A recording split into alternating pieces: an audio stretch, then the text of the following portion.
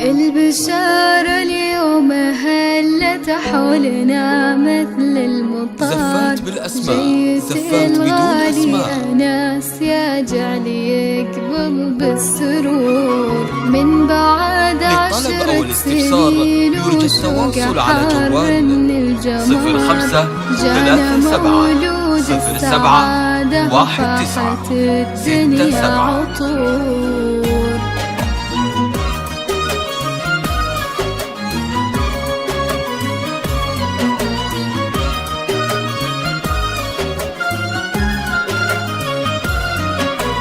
البشارة اليوم هلت حولنا مثل المطار، جيت الغالي أناس يا جعلي يقبل بالسرور.